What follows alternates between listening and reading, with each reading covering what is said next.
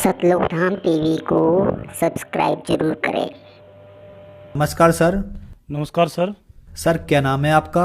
मेरा नाम सर वैसे तो रविंद्र कुमार है, लेकिन जब से मैंने संत रामपाल जी महाराज के यहाँ से दीक्षा ली है तब से मैं रविदास अपने नाम के पीछे लगाता हूँ सर। और मेरा गांव राजलुगड़ी, तहसील गन्नौर, जिला सोनीपत, हरियाणा है सर। सर संत रामपाल जी महाराज से नाम दीक्षा आपने कब ली? संत रामपाल जी महाराज से मैंने नाम दीक्षा सर 2011 में ली थी सर। सर संत रामपाल जी महाराज से नाम दीक्षा लेने से पहले क्या आप कोई भक्ति साधना भी करते थे? हाँ सर, जैसे कि आम हिंदू धर्म के अंदर जो भी अपनी पूजा पाठ होती हैं वो सब मैं करता था। मैं ज़्यादातर तो हनुमान चालीसा, मंगलवार के व्रत, ये बहुत ज़्यादा करता था सर। और साथ के साथ पहले सोमवार के व्रत ये भी मैं बहुत ज़्यादा करता था। और मैंने एक गुरु भी बना रखे थे, कुमार स्वामी गुरु जी। जब मैं उनका टीवी प्रोग्राम देखता था तो उसमें आता था दुखों का निवारण, तो मैं इसी लाभ के चक्कर में वहाँ पे गया था सर।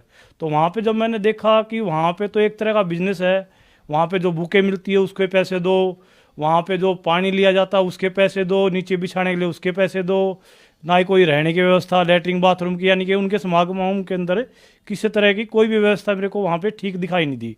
लेकिन मैंने उन्होंने जो मंत्र दिए, जो आके मैंने उनका जाप किया सर, और इतना जाप किया मैंने उन मंत्रों का, क्योंकि मेरी श्रद्धा थी भगवान के अंदर बहुत ज़्यादा, कि मैंने इतना जाप किया सर मेरे को काला पीलिया हो गया। डॉक्टर ने बोला मेरे को भाई दवाई ले ले तू, तो मैं बोला जी दवाई मैं तो नहीं लूँगा, क्योंकि मैं भगवान की भक्ति करता हूँ। तो वो भक्ति का मेरे को आज पता लग रहा है कि भाई उस भक्ति का रिजल्ट क्या है। उसका रिजल्ट सर मेरे को काला पीलिया हो गया, मेरा शरीर बिल्कुल वीकनेस हो गया, मेरे से चला नहीं जा रहा था। मेरा वेट उस टाइम तो सर 45 kg था। और आज जब से मैंने संत रामपाल जी महाराज के यहाँ से दीक्षा ली है, मैं लाभ अगर गिनाऊंगा तो पता नहीं कितना टाइम लग जाएगा सर। तो मैंने जैसे उनको कुमार स्वामी द्वारा जो दीक्षा ली थी सर, तो वो साधना चालू करने के बाद मैं एक दिन ट्रेन से जा रहा था। ट्रेन से जाते जाते मेरे को एक ज्ञान गंगा बुक दिखाई दी। वो जैसे ही ज्ञान गंगा बुक मैंने देखी तो मैं ज्ञान की तलाश में था सर। ज्ञान गंगा पढ़ते ही सर मेरी अंदर एकदम ठेस लगी, भाई ज्ञान गंगा, तो नाम सुनते ही सर मेरे रोम रोम खड़े हो गए। मैंने कहा उससे भाई ये बुक चाहिए मेरे को। वो कह रहा भाई 10 रुपये की है। मैंने कहा भाई 10 रुपये ले ले, लेकिन बुक दे दे। तो उसने सर जैसे ही मेरे को बुक वो दी, तो सर आप यकीन नहीं मानोगे, उस बुक को लेते ही सर मैंने उसको स्टडी करना शुरू कर दिया। और मैंने उसको इतना स्टडी बारीकी से स्टडी किया सर, मैंने उसको लगातार 2 दिन पढ़ा सर, कंटिन्यू पढ़ता रहा। बीड़ी में पीता था, बीड़ी पीता रहा, उसको पढ़ता रहा। मैं एक ब्राह्मण घर से हूँ, मेरे घर पे गीता वगैरह रखी थी, उसके अंदर गीता के प्रमाण दिखाए हुए थे। तो सर मैंने वो जैसे धीरे धीरे पढ़ी, तो सर मैंने फिर गीता से मिलान करा। तो मैंने एक की जगह 3-4 और पड़ोस में थी, मेरे चाचा के यहाँ थी, एक यार दोस्त के यहाँ थी, एक मेरी सिस्टर थी गर्ल कॉलेज के अंदर, वहाँ से मंगाई। वो मैंने सब मैच करके देखी। तो सर मेरे को रात को बेचैनी हो गई कि भाई ये तो जो ज्ञान बताया गया है और जो मैं कर रहा हूँ साधना, मैं इस वजह से बीमार था। और ये सतभक्ति ये है, क्योंकि व्रत के लिए 6 अध्याय के 16वें श्लोक में मना किया गया है। ओम मंत्र खाली 8वें अध्याय के 13वें श्लोक में एक मंत्र है, ओम इति एकाक्षरम। तो वो सारा का सारा मेरे को स्टडी करने के बाद अध्ययन में करता ही था, गीता का पढ़ता था, तो मेरे को सब कुछ फिक्स मेरे दिमाग में बैठता चला गया, भाई जो संत रामपाल जी महाराज बता रहे हैं वो बिल्कुल सही है। तो फिर मैंने फ़ोन मिलाया उनके पास, आश्रम के नंबर थे ज्ञान गंगा बुक पे। तो मैंने कहा जी ऐसा क्या है, संत रामपाल जी महाराज के पास ही ज्ञान है क्या, और किसी के पास ज्ञान नहीं है? मैंने एक भद्दर भाषा से फ़ोन पे बातें करी कि भाई मैं बता नहीं सकता यहाँ पे टीवी के माध्यम से कि भाई मैंने क्या क्या बोल दिया था फ़ोन के अंदर। तो उन्होंने कहा नहीं, आप विश्वास करो, जो हम बता रहे हैं यही सतभक्ति है। तो मैंने उसमें मर्यादा भी पढ़ ली थी, ज्ञान भी पढ़ लिया था। तो उन्होंने कहा आप ये फॉलो करोगे ना, परमात्मा अंतर्यामी होता है, आप इनको जैसे ही फॉलो करोगे तो आपको लाभ चालू हो जाएंगे। तो अब मेरे को ये नहीं पता था बरवाड़ा है कहाँ। तो परमात्मा कहते हैं जो मेरी शरण है ताका हूँ मैं दास। तो मेरे मामा थे हिसार के अंदर, तो उनकी डेथ हो जाती है उस दौरान जब मैंने बुक पढ़ी थी, हफ्ते 10 दिन के बाद। तो मेरा वहाँ पे जाना होता है, तो फिर मैं पूछता हूँ यहाँ पे बरवाड़ा है कोई? तो वो बोले भाई बरवाड़ा क्या करने जाएगा तू? मेरे मामा वहाँ मेरे रिश्तेदार कहने लगे बरवाड़ा क्या करने जाएगा तू? तो मैंने कहा जी वहाँ पे कोई संत रामपाल जी महाराज बताए हैं और उनका ज्ञान पढ़ा मैंने, बहुत ही अच्छा ज्ञान लगा मेरे को। तो उन्होंने कहा भाई गुरुजियों के बारे में अनाप शनाप बोला। मैं बोला जी आप कुछ भी बोलो, लेकिन उनका ज्ञान जो मैंने सुना है ना, वो ज्ञान तो बिल्कुल ही एक अद्वितीय ज्ञान है। उसके बराबर तो ज्ञान है ही नहीं। तो मैं वहाँ से सुबह 4 बजे ही चल दिया, हालांकि हिसार से हांसी ज़्यादा दूर नहीं पड़ता और हांसी से बस मिलती बरवाड़े की। तो मैं वहाँ 4 बजे ही सुबह उठते चल दिया। मैंने वहाँ चाय भी नहीं पी, किसी को बताया भी नहीं मैं कहाँ जा रहा हूँ। तो मैं जैसे ही वहाँ पर बरवाड़ा में पहुँचा, मैंने पूछता 4 बजे से मैंने कुछ नहीं खाया पिया था, खाली 1 कप चाय पी थी, वो भी रास्ते में। तो वहाँ पे बताया गया आश्रम के अंदर मेरे को, भाई यहाँ पे ऐसे ऐसे सुविधा, आप खाना खा लो, नाम दीक्षा की सारी मर्यादाएं बताई गई मेरे को। तो संत रामपाल जी महाराज टीवी के द्वारा मेरे को नाम दीक्षा दी गई। सर, संत रामपाल जी महाराज से नाम दीक्षा लेने के बाद क्या आपको कोई लाभ भी प्राप्त हुए? सर लाभ तो इतने हैं बहुत ज़्यादा, लेकिन मैं मोटा मोटी 2-4 लाभ बता देता हूँ आपको। जैसे ही हमने नाम लिया था संत रामपाल जी महाराज से, फिर संत रामपाल जी महाराज बताए भाई अब दर्शन होंगे। तो मैं दर्शनों के लिए लाइन में खड़ा हो गया। तब तक मैंने खाना नहीं खाया था, मेरे को अंदर ललक थी भाई संत रामपाल जी है कैसे। मैं सुबह से ही भूखा था। तो जैसे ही गुरुजी आए, हाथ जोड़े गुरुजी से प्रार्थना करी मेरी बड़ी सिस्टर के लिए कि गुरुजी मेरी बड़ी सिस्टर को अटैक पड़ गया। तो गुरुजी ने कहा पहली बार में मेरे को कि भाई बेटा उसको बोल देना ठीक हो जाएगी, वो कोई बात नहीं है, और आके नाम ले लेगी। हालांकि उसने नाम नहीं लिया, लेकिन उसी दिन वो ठीक हो गई थी। और डॉक्टरों ने बोला था उस दौरान मैं आश्रम में था कि वो 3 दिन आईसीयू के अंदर रहेगी। लेकिन जैसे ही संत रामपाल जी महाराज से मैंने प्रार्थना करी थी, वो बाहर आ गई थी, उसको आराम हो गया था, बिल्कुल ठीक हो गई थी। और फिर एक बार मैं जैसे ही दर्शनों के टाइम संत रामपाल जी महाराज के पास था, तो गुरुजी ने मेरे सर पे ऐसे आशीर्वाद दिया था, इतना भारी जैसे वजन था वो हल्का हो गया हो। उस दिन के बाद सर मैं ना तो कभी बीमार हुआ हूँ लगभग, और ना ही मेरे को किसी तरह का कोई व्यसन करता हूँ। सर लाभ तो इतने हैं बहुत ज़्यादा, लेकिन मैं मोटा मोटी 2-4 लाभ बता देता हूँ आपको। तो मेरी 4 सिस्टर थी, फादर एक्सपायर हो गए थे, मैं 10 साल का था। तो उस दौरान हमने अपनी सिस्टरों की जो शादी करी तो बाहर से पैसे उठाए थे, और तब तक हमने नाम दीक्षा ली नहीं थी संत रामपाल जी महाराज से। लेकिन इच्छा थी भाई कोई गुरु होना चाहिए। तो जैसे ही संत रामपाल जी महाराज को मैंने गुरु बनाया, तो उसके बाद क्या हुआ, गुरु जी आते हैं एक सुबह सुबह के टाइम के सपने के अंदर मेरे अंदर, और कहते हैं कि बेटा तू चिंता ना कर, सब कुछ ठीक हो जाएगा। ऐसे ही मेरी मम्मी के पास आते हैं कि तू चिंता ना कर, मैं बैठा हुआ हूँ ना, सब कुछ तेरा ठीक हो जाएगा, तेरे को चिंता करने की ज़रूरत नहीं है। तो मैं सुबह उठा, मैंने कहा अपनी मम्मी से, मम्मी ऐसे ऐसे, माँ ऐसे ऐसे गुरुजी आए थे। मेरी माँ कहने लगी बेटा मेरे पास भी आए थे। तो मैंने कहा मम्मी ऐसे ऐसा बोला मेरे को।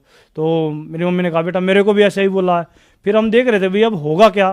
तो हमारा एक प्लाट पड़ा हुआ था दिल्ली के अंदर 25 गज का। वो प्लाट उस टाइम कोई 60,000 रुपये में लेने वाला नहीं था, वहाँ की ज़मीन कहीं गवर्नमेंट के उसमें रिक्वायर हो रही थी।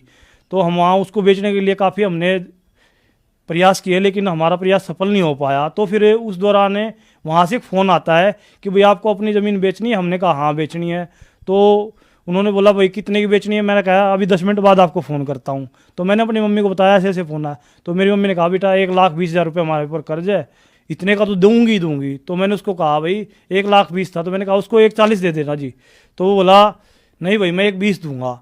तो मैंने 1,20,000 में यस कर दी उसको। मैंने कहा मम्मी मैंने 1,20,000 में यस कर दी। मेरी मम्मी ने मैंने वहाँ कर दिया, बोला नहीं भाई मैं इसको नहीं बेचूंगी, और इसको बेच दूंगी ना फिर मेरे पास आगे कुछ नहीं है, तुम अभी छोटे छोटे हो।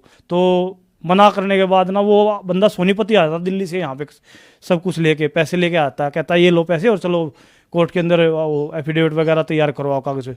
तो मेरी मम्मी मना कर देती है, कहती मैं तो 1,40,000 लूँगी।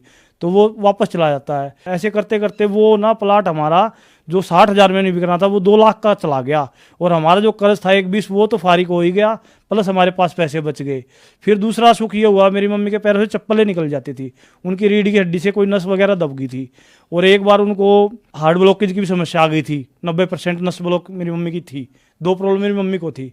तो परमात्मा की रजा से ऐसा हुआ कि डॉक्टर तो ऐसे कह रहे थे अरे आप ऐसे कैसे खड़े हो माता जी, आपको ये हो रहा, आप ऐसी दिक्कत में हो और ऐसी हो, फलान हो जाएगा, धकड़ हो जाएगा। मैंने प्रार्थना लगाई थी संत रामपाल जी महाराज से कि परमात्मा दया करो, ऐसे ऐसे मेरी मम्मी को प्रॉब्लम है। तो जैसे ही प्रार्थना लगाई गुरुजी से, तो डॉक्टर तो यूं सेकंड के अंदर कह रहे थे कि 1 मिनट नहीं आते, ये हो जाता वो हो जाता। मेरे पास हालांकि सारी रिपोर्टें पड़ी हैं घर पे। तो वो सारी रिपोर्टें मैंने मेरी भांजी है उसको दिखाई, तो मेरी भांजी भी कहने लगी मामा जी ये तो बहुत ज़्यादा सीरियस केस था, ये तो वे पता नहीं चल कैसे रही हैं। और मेरी मम्मी आज भी खूब काम करती है, खूब वो करती है, बिल्कुल मेरी मम्मी फिट है। तो फिर मेरे को गुरुजी की वाणी याद आई, परमात्मा कहते करा करावा साइया मन में लहर उठा, दद्दू सरदर जीव के आप बगल हो जा। और ऐसे ही अब हार्ट अटैक पड़ा था, उनका एक गुर्दा खत्म है, अभी की बात है ये 8 महीने हुए ज़्यादा से ज़्यादा। तो अभी प्रार्थना फिर लगाई थी गुरुजियों से मैंने कि गुरुजी ऐसे ऐसे मम्मी फिर बीमार हो गई हैं। तो फिर संत रामपाल जी महाराज जी का आदेश आया ठीक हो जाएगी। मेरी मम्मी फिस्ट है, अब सारा काम पैरेलल सब ठीक कर रही है। तो एक और चमत्कार बता देता हूँ मैं आपको, वैसे बहुत ज़्यादा है, क्या क्या बताऊँ क्या क्या छोड़ूँ मुझे खुद ही समझ में नहीं आता। तो एक मेरे अकाउंट में 4 लाख रुपए थे, तो छोटा भाई बगैर नाम दीक्षा का है, तो वो कहने लग गया भाई ये पैसे मेरे को चाहिए। तो जैसे गुरुजी बताते हैं ये माया ठगनी होती है और ये बहुत बुरी होती है। तो मेरे को परमात्मा ज्ञान था, मैंने कहा भाई ले ले तू पैसे ले ले, कोई दिक्कत नहीं है।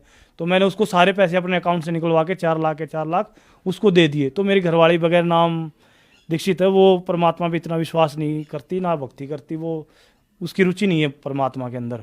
तो वो मेरे से झगड़ने लगी, तू पागल हो गया, गुरुजियों के चक्कर में आ गया, तू कैसे मकान बनाएगा, तेरा कैसे क्या होगा, तूने कैसे के पैसे दे दिए। मैंने कहा आज से 3 साल पहले की बात है। तो मैंने कहा आप विश्वास करो परमात्मा पे, परमात्मा देखते जाना क्या क्या करेगा। क्योंकि मेरे को लाभ हो गए थे, मैं बीमारी से मेरा शरीर मेरा ठीक हो गया था, मेरा आज वजन भी 75 किलो के करीब है, सारे बेकार छूट गए। पहले मेरी हेल्थ कैसी थी, मेरे यार दोस्त मेरे को पहचानते भी नहीं है अब, और मेरे शरीर में दिन रात का मेरे को लाभ मिल रहे थे मालिक के दबादब।